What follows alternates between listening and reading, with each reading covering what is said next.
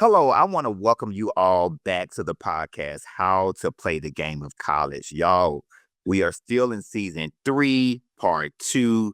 We have some amazing guests, and y'all, today, super excited about this guest, a fraternity brother, a friend, Dr. Alfred Degrafinreid. How you doing today, my guy?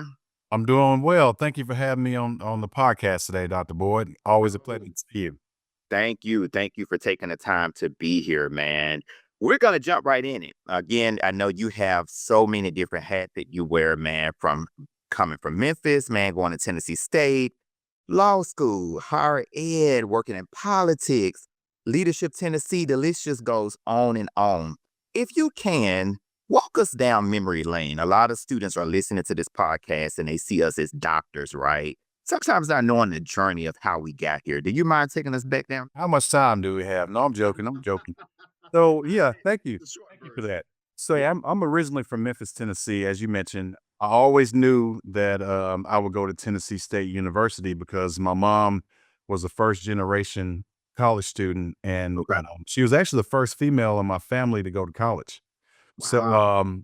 I just wanted to lay that out there first before just Yeah. my background. So my parents, my father, he was a truck driver. My mom is a retired Memphis City Schools or Shelby County Schools teacher. She did Okay. 5 years there. Just pretty much a strict household. I had my father was a veteran. My mom was a school teacher, so I was used to having consistent, Right. a lot of structure in my life. I'm the youngest of five. I have two older brothers and two older sisters, so I'm the baby. So the blessing for me as a I guess a second generation college student was I Mhm. got to see my siblings go to college. I got Yeah. to see them make mistakes. Not many, but like I think for instance about my oldest brother Patrick, he told me like when you get to college, make sure you don't sign up and get a credit card. Yeah. Don't do it. Like, I mean, it's just Right. little nuggets like that. I got to see my oldest sister, Althea. She actually went to Tennessee State as well, and she started in '99. So I graduated from high school in 2002 from Raleigh Egypt High School. Okay. It's the Raleigh Egypt. I gotta Yeah. mention that. Such a fine institution. I learned a Yeah. lot. Raleigh Egypt. Well, it's not over 10, but we'll get us. We're not a performing arts school, but we know how to fight with the best of them. But I learned so much, really from being just an active high school student. I was on student government. I was a leader, but I call myself, at least at that time, an accidental leader. The reason Mm. why I was a leader was because people said, "Hey, he has good grades. He has a lot of structure. He doesn't get into a lot of trouble. So how about you be our class president?" And I'm like, "Me? Why would I do that?" Yeah. We trust you. So that was my Mm. first like entrance into politics. So Okay. started in high school on student government. I was class president for 3 years, class president when we graduated, got to Tennessee State University. I ran for, student government. I lost Okay. about 11 votes, won our frat brother. Wow. We Okay. weren't frat brothers at the time, but we ran and I made Right. by 11 votes. And that's when that was the first time I lost anything that I could remember. Mm. Man, Okay. this is tough, but I persevered, focused on keeping my full academic scholarship, presidential scholarship at Tennessee State, which I Mhm. kept all 4 years. There was Man, a it's lot of great. distraction, but I made sure here's the blessing behind this whole deal. Yeah. 2 Yeah. guys, my 2 frat brothers and good friends, even to this day, who got on student government their first year, freshman year, you got to travel with the football team, travel Mhm. Royal Court, walk around the football Mhm. field and wave at the people in the audience in the stadium rather. Both of them lost their scholarships. Wow. I didn't Okay. lose my Okay. scholarship, so I'm Very glad good. that things worked out that I didn't Mhm. get elected that first year. I Right. got Right. elected the subsequent years in college. Exactly. And then just to keep it going, I ended up getting bit by that political bug. It was a gentleman by the name of Harold Ford Jr. who ran for US Senate. Yeah. Man, Yeah. he was a Yeah. member of Congress. I know we saw him growing up as someone Mhm. who was really going up that ladder, that political ladder. Yeah. And he sent someone to our student government meeting and said, "Hey, we want you to help us get people to turn out students to the polls." Okay. So I'm thinking in my head, all right, well, I know who Harold Ford Jr. is. I know about the Ford family. They've done a lot in Yeah.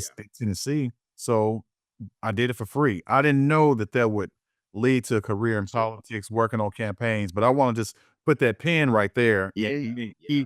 keep in the educational realm for a moment. So Right. after that, I went to graduate school at Tennessee State. I was working on a campaign, and I decided that it wasn't necessarily my favorite thing to do, but I Mhm, learned a mhm. lot. I was in the wrong job, in the wrong position. So Mm, I did what I did best. I said, "All right, I'm gonna work on this campaign, but I'm enroll in this master's degree program at Tennessee State in public okay. administration." So I learned Mhm. about how government operates. Yeah. Then once I graduated, the Great Recession happened. All the jobs in state government were gone. They were taken by lawyers who couldn't find jobs They doing yeah, because the recession was bad and law firms weren't hiring. So yeah. every job I applied for in the state, they said, "Well, you had a great interview, but we decided to go with someone with a JD. It's not that it's required, but with someone with a JD, I'd rather have them over someone with a master's degree in public administration." Okay. Point, I decided, you know what? I don't want to be denied anymore. I'm gonna go ahead Yeah. and go to law school, get this top Man. degree, and then figure it out. Now, that was the hardest part of my entire life. Law school, 3 years was extremely tough. I learned at that moment I didn't know how to study. Mhm. I coasted through undergrad, coasted through master's program. Well, not really. Master's program was a little tough, particularly statistics, but I Right. didn't know how to study. So I get Okay. to law school and I'm around people who have great study skills, who come from families who have lawyers and judges in their family. I was the first one in my family to go to professional school. And Mm. it was a big deal. I Yeah, moved to yeah. Indiana.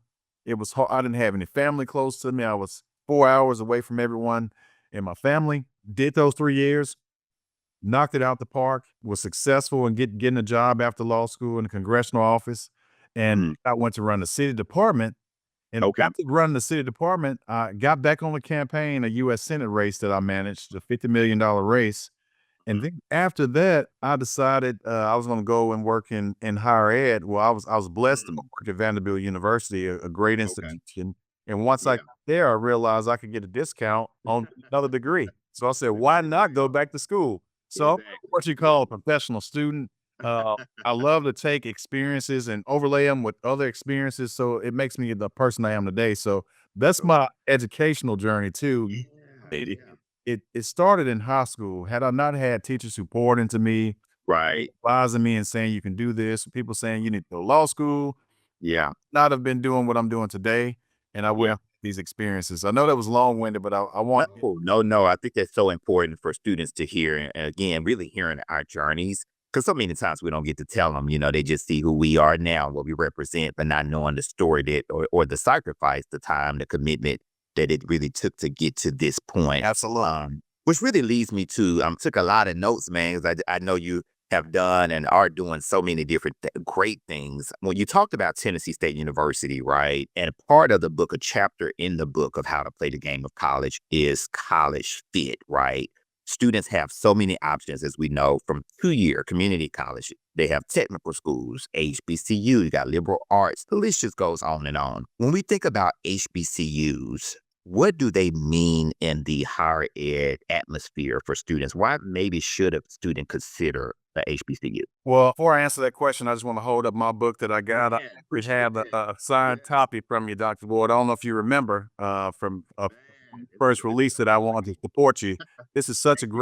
great tool for students. I Appreciate that. wish I had this when I was considering going to college. I mentioned already that I knew I was going to Tennessee State because I talked about my mom, but really, I would say 90% of my family went to Tennessee State University. Oh, okay. If they went to Okay. college, 90% of Yeah, them went to HBCUs. yeah. So what you learn at a HBCU is really how to thrive in a society. I want to kind of condense this to a way. I don't want my words to be taken out of context, but Yeah. Yeah. there's nothing wrong with going to an institution that's a Black institution where you get to be around other Black students. Mhm, You get the mhm. culture that you can't get anywhere else because you know what? Once you graduate, you're gonna go into the workforce and you're not gonna have that again.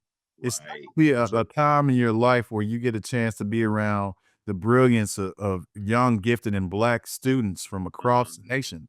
I love growing up in Memphis. I was a good student, but and Yeah. I was the highest GPA out of all males at my high school. I was on the honor society, Spanish honor society, class president, Mr. Raleigh Egypt. I mean, everything that you could imagine, I achieved. Right. But when I got to Tennessee State, I realized when I was in the honors program that I was underprepared. Even though Mm. I just told you that I coasted through, Yeah. I wasn't taking chemistry, I wasn't Mhm, taking mhm. physics, I wasn't taking those hardcore science courses or math courses in college. Right. But that was about my major too. But when I realized I wasn't gonna be good at it, I knew I couldn't be a computer science or engineering major. So like to be around the excellence that comes out of a place like a Tennessee State University, you think about an Oprah Winfrey. She walked Yeah. the same Yeah. campus that I walked on. Right. The gentleman who invented the heart defibrillator, he walked Mhm. on the same campus that I walked on. Yeah. I could give you tons of examples of generals in the military. We had members of Earth, Wind, and Fire actually Oh, played yeah. the band at Tennessee State University. Right. You Right. have NFL superstars and Hall of Famers who went to Tennessee State University. I mean, it's so much that you get from that culture. And Mhm. the saying is, if you can make it to Tennessee State University, you can make it anywhere. And I just want to point out that I did my Doctor of Education at Vanderbilt. It was Yeah. a phenomenal program. I mean, Mhm. some of the best professors that I'd encountered up until that point. Mhm. I also noticed that because 2 of us in my cohort were graduates of HBCUs, Okay. we actually talked about the HBCU experience more, and when the professors would start class, they say, "What Mhm. do you wanna hear about?" I said, "I wanna hear about the impact the HBCUs." Yeah. And Yeah. and it because the Moral Land Grant Act, the second one that came out, is what created HBCUs so that Right. people could get educated. And this is what's so interesting about the HBCU track is that it works with just higher ed in general, Yeah. Yeah. it's different. Everything doesn't work for everybody. So true. Like you So true. mentioned, so like and you mentioned this in the book as well. So like some people may need to start out in a community college, Yeah. get that Yeah. associate's degree because they may not be at the maturity level to start at a 4-year institution. I'm a Mhm. social person. I love to be around people. I love to Right. work hard, but I also love to play hard. So Mhm. I'm gonna Mhm. get my work done, and then I go and hang out. I go to the library, hang out in the cafeteria, go out Yeah. and hang out in early 2000s Nashville, which is different than what it is today, That's what it is now. and go to MTSU and hang out with brothers like Mhm. you, or go to Vanderbilt's campus. It's all a melting pot of just people who want to get educated because if you go through college and you don't, number one, learn how to get things done, how to be responsible, get some Mhm. tough love. If you don't turn that paper in and you didn't ask for an extension, then Right. the professor has every right to give you an F on it. So true. So I true. learned a long time, and I hope this is the most important part of this whole podcast today. Yeah. Yeah. I walked into my classes because I'm easily distractible. Like, Mhm. but Mhm. I get my work done. I have to be really focused. I need to be quiet. I Yeah. need my own space to read. I can't read in a loud environment. I need Right. silent. It's certain things I know about myself. And Yeah. I also Yeah. learned early, even in high school, if I'm not sitting in the front of the class, I'm not gonna pay attention. Mhm. So Mhm. I Mhm. made a commitment to myself to keep my full scholarship. I said, Alfred, you're gonna sit in the front of class every single time. And I did that throughout all the degrees I got. I sat in the front of class. Right. And then I also would introduce myself to the professors. I say, hello, I'm Alfred Degrafinreid II. Mhm. I'm a Mhm. full academic scholar. Yeah. And Yeah. if you want to call on students and you make it going around popcorn and calling students and you can't find anyone to volunteer, call on Right. me. That's gonna hold me accountable because I know that you might call on me. And then Exactly. people look at me and Exactly. say, I've never heard a student say that before, but I knew that if I like in law school, the Socratic method, what happens is it's a calls on you, they have to go through 99 other students in your section Oh, before they okay. call on you again. Oh, okay. So Okay. like, the strategy was different there. Yeah. Yeah. Read through law cases and say, okay, this is one that I understand, I grasp this case pretty well. Mhm. So, but Mhm. if someone was struggling, I'd raise my hand and say, Professor, I'd like to help. I like to Right. be the person who can Who can help. So exactly. you just have to understand what makes you tick. But if I sit in the back of the class, I'm not successful. It's gonna And yeah. then here's Yeah. a corollary to it. I actually met my wife in graduate school. Wow. I was Say sitting in the front of class and she was okay. sitting in the back. You know, so I had to realize, as a good Kappa man, I was like, "Well, Right. gonna go sit in the back of class because that's not me, but Imma go and introduce myself and see if Yeah. we can study together sometime." Okay. And Okay. and and she basically put a thumbs down. She said, "I don't wanna study with you. I know what you're about. I don't have times for this. We're in graduate school. What Yeah. worked Yeah. in undergrad is not gonna work in graduate school." I Exactly. was I was a little Exactly. deflated, but I was persistent like good Kappa men are.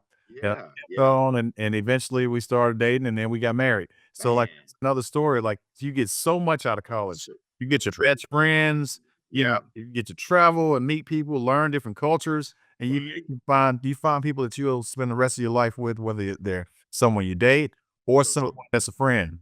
So true. Doc, you said so much there, man. I'm like taking notes because you're saying so many great things. And of course, I know you read the book because a lot of the things you're saying are in the Absolutely. book. You know, we talk about learning styles. Where should you sit in the classroom, right? Everybody's not meant to sit in the front. Some people need to sit in the back. Distractions, how to study, study by your step. All the great things that you just said, students could definitely find in the book. And I'm glad that you are kind of just confirming those things, man. So I appreciate Absolutely. for sharing that knowledge. On the flip side, right? I know that your dissertation focused on Black males in college, right? And I know, when we look at today's colleges, a lot of Black men, number one, they're not going. But when they get there, many times they struggle, right? They're not staying, back in the day, you kind of look up, folks stayed the full academic year. Now, folks are not even staying from the first semester to the second semester, right? And a lot of Right. times it's men of color. Based on your dissertation and your research, what are some of the common challenges that you found when it comes to Black men persisting in college, being retained? Okay, yeah, thank you for that. So, Yeah, just to kinda, narrowly tailor the answer to your question, yeah. research was on community college students, Black males in Nashville State Community College, Okay. Yeah. them persisting, but I can Okay. talk about all of it. So, the thing is, Nashville State is a great institution. It has a great leader. Shauna Jackson is Yeah. cares Yeah. about all students, not just Black Yeah. male students. But when you look at the data and it shows that Black males are not persistent at the same rate or Nope. level as other students, So so true. to ask the question why. Hmm. Hmm. Asked my colleague and I, when we did this research, we were asked to figure out to do a landscape study on the students and to figure out what trends, what things are happening, what can they do in Nashville State to Yeah. keep students. So we interviewed maybe about 25, 27 Black male students, Okay. and interesting, all of them were brilliant. And Okay. Yeah. even though you look at some of them not having high GPAs, that you can't take the brilliance away because they may be brilliant in something else. I don't like to look at students and say, "Oh, just because you don't have a 4.0, I'm Yeah. not a 4.0 student. I never Exactly. Yeah. I can be a straight A student. I'm not the person who has to make straight A's. Right. Fine with Exactly. making mostly A's and a couple B's. Hmm. Hmm. And if it's So after true. me C, guess what? I worked for that C and I or not A. Right. So I don't Correct. have any issues saying that I've always been a B, C student. No Yeah. issues Yeah. with that. Yeah. So when you have students who are Nashville State is the most diverse school in the entire state. They have Hmm. more diversity in terms of age and in terms of ethnicity than any other school in the state of Tennessee. Right. When you look at the Black male students who aren't persistent, you got to ask the question, why? Number one. Number two, let's talk to them. Hmm. Think Hmm. about there aren't many Black male professors anywhere. I didn't have a lot of Black male professors or teachers in elementary school, middle school, or high school. I So maybe had true. 2, 2 Same. of Same them here. before I Same got here. to college. Then I Yeah. got to Yeah. college at a HBCU, and I probably had maybe 3 in 4 Mm-hmm. years. Okay. And then when I got to graduate school and professional school, I had more access to Black males. But I'm talking about that associate's level 4-year time frame. So when we realize that these students are persistent, why? Well, Dr. Jackson says this a lot. When parents drop off their daughters to school, they say, go to school, do your work, be successful, and make good choices. Right. The Right. portion. When they Hmm. drop off the son, they say, go to school, do your work, be successful, and get a part-time job. And Because you yes. have to work. You are a man. You have to Yeah. work. So when we Yeah. ask the question, how many you're Black male, how many of you work? Mm. All of them work. Okay. And distractions, right? Yeah. Yeah. I worked throughout college too. I waited tables. I worked at the YMCA. I worked at Hmm. Citizens Bank. But I Hmm. knew that I had a full ride, but I wanted to have money to put gas in my car, Yeah. Yeah. car insurance.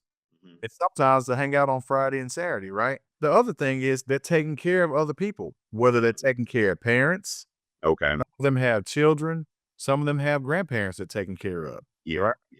That's Yeah. another thing. You think about when I think about college, the most fun times were had in the cafeteria. Yeah. You know, Yeah. guess Same for what? me. there's no food cafeteria on campus. Oh, yeah. So after COVID, Okay. they lost their vendor. So Okay. really, if Okay. you want to eat and you're a student in Nashville State Community College, no matter what type of person you are, you have to bring your own food, whether you go Oh, down the okay. street on White Bridge Road. Yeah. If you're in Antioch, you might go to Slim and Huskies, but you have Mhm. to bring your own food. So Mhm. so it doesn't give you a lot of places for you to get to know the students. One student remarked, he said, "When I graduated from high school, when I was in high school and I registered for classes, someone walked us all the way around. They showed Yeah. thing was when I registered for classes in Nashville State, Right. I didn't get that same feel." And I'm not putting this out here to talk bad about Nashville State at all. Yeah. No. I'm just Yeah. saying that these are the responses that the students have. Yeah. Yeah. So if you don't have areas where you can convene, like we had a game room at Tennessee State, Yeah. you Yeah. know, we might hang out in the student center. We might do something on the yard in the courtyard on Wednesdays. It was a big deal. Everybody dressed up. That was training us for how to dress at an interview. Uh, Mhm. so Mhm. when you don't have those things and ways for them to convene and to get to know one another, they may not know other black male students. I remember convening the guys in one room on one of the campuses. Some of the guys said, "I've never seen any of these other guys on campus Oh, before." yeah. So, Yeah. like, when you have those schedules where you can either come during the day or come at night, Mhm. it's really not a lot of camaraderie that's formed, and that helps you. So, I mean, Right. the Right. thing that we were trying to do, come up with organizations, that can come and mentor some of these kids, and I think the most important thing we got from our research was, Mhm. Mhm. you know, students black male students tend to do better once they get in their major. So, Okay. if Yeah. you're at a Yeah. community college, you're only taking prerequisites and Mhm. entry-level courses for the most part. So, it's kinda hard to really get into it. So, if we were able to work with the Nashville Chamber of Commerce and then create these job opportunities for workforce so that you're hiring a student at Nashville State who's working at Amazon, right? Right. Right. So Exactly. Yeah. you take those courses if Amazon's saying, "Hey, we're gonna pay for you to go, or we're gonna do something else to incentivize you to continue to get that associate's degree." Once you get the associate's degree, you might get a bump in pay and move into a different role. Right. And at Right. that point, then you can vertically transfer to a four-year institution. So So true. I So think true. it's about opportunities and access to jobs. If we get that thing right, I think that Right. our hypothesis is more opportunities like that will lead to better persistence for black male students and really all students. So true, so true. And I love how you talk about, folks have to see the path, right? And so many times, of course, your research was on Nashville State, but this goes across the board for all community colleges, all 4 years, making sure when students enter our institutions that they see the path forward. And a lot of times that we don't paint that picture for them and they can see a clear vision of how I get to the next step and where it's going to land me. Job is the ultimate thing, right? Many of us go to college for a career. And so thank you for calling it out. And again, with the book, we want to address and talk about some of these challenges. And the hope is that, if a student reads this book, especially a man of color, they can be prepared for some of these challenges and knowing how to more importantly overcome them. So definitely appreciate you calling it out. Guess what?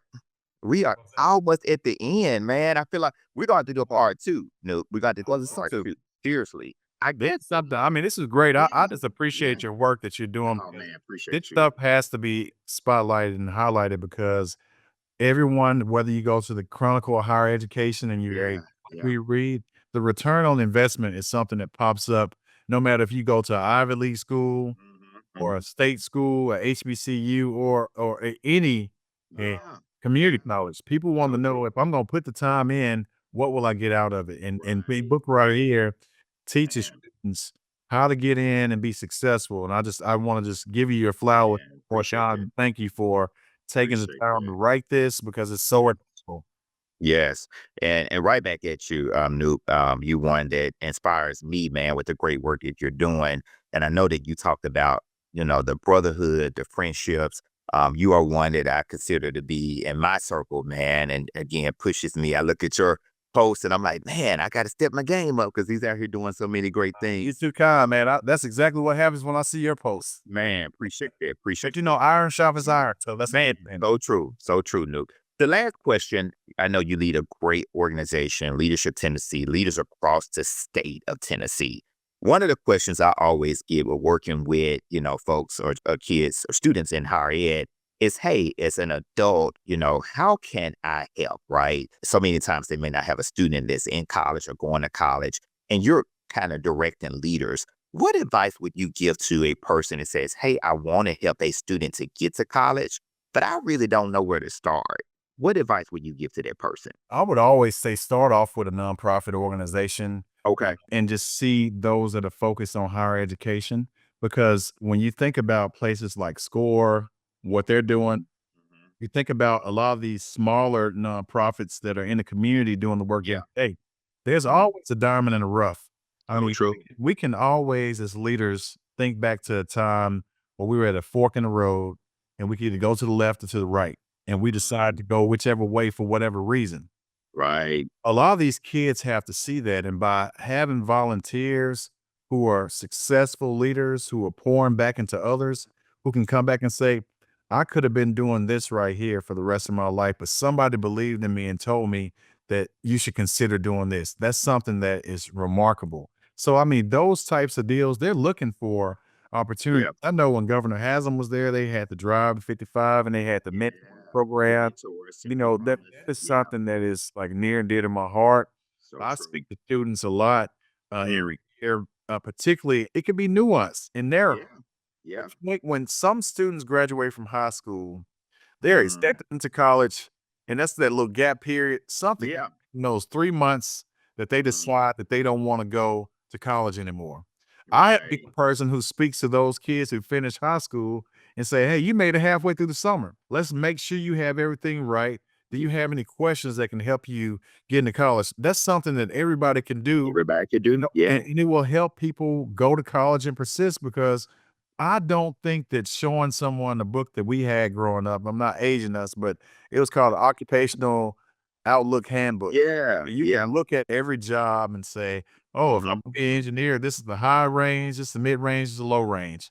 Yeah. Oh, I don't think that moves students these days. I don't think It's kids true. are like, I don't know, and I'm not saying that I'm motivated by money, Yeah. but money Yeah. helps. My mom Right. always says it's better to have and don't need than to need and don't have. So true. So, So like, true. that degree is just really something that helps you get to the next level, and Mhm. people won't realize it until it's late. I have a lot of people I know, family members that say, "Man, I wish I would've stayed in school and persisted. I could be doing so Yeah. much better right now 30 years later." Look, guess Mhm. what? They can go back, but they may not wanna invest the time at 50, 60 years old to go back to college when they'll be retiring soon. So, Yeah. better Yeah. you are while you're young, or So you have true. a lot of responsibility and just knock it out, because if I had to go back to school, and I know I've been back to school several times, I had to go back today to get a bachelor's degree. It was Yeah. extremely hard for me to Yeah. get Yeah. 120 hours today what I'm doing, So because true. So man, that's true. so hard to do. But I'm Yeah. glad I Yeah. did it when I was 17 to 21, because Right. knock that out, and then when I got 21 to 23, I got a master's degree. Mhm. And Mhm. that was my story. So the more Yeah. things like this, the more we're in the community mentoring others, the So more true. people will persist and go to college, because there is absolutely a return on investment. Yeah. Yeah. You can So see it, true. but people don't, With they don't. It's kind of like that thing, that iceberg analogy. And I think you mentioned this earlier. yeah. You Yeah. can see all the successes, but you don't see Freedom. thing that people had to deal with Mhm. underwater. Yeah, Yeah. a lot of Yeah. failures, a lot of setbacks, a lot of Yeah. tumbling blocks. But the key to success in life is don't let anything knock you down. Continue to Mhm. persist. Like, nothing can stop you from being who you're supposed to be. Right. You So get this true. message out. That applies to education. That Mm. applies to Mhm. private industry. That applies to everything. You Everything. continue to Yeah. do everything you want to do, and then doors will open up for you as long as you have a positive mindset, Yeah. Yeah. and then you wanna lift as you climb and give back. Never So true. forget that people poured into you, Mhm. Mhm. and that made the difference. Man, we could just drop the mic right there. Literally, no. Yes, yes, yes. Man, appreciate you again. Of course, to our viewers, make sure that you watch this video. Make sure you share. Make sure you comment. Doc is going to be watching those comments and he's going to reply to them. And so, again, I just thank you for being on here today. Guests, make sure you tune in next Wednesday. We will have another great guest. So, again, just thank you for tuning in. Thank you again, brother. Thank you. Take care, that boy.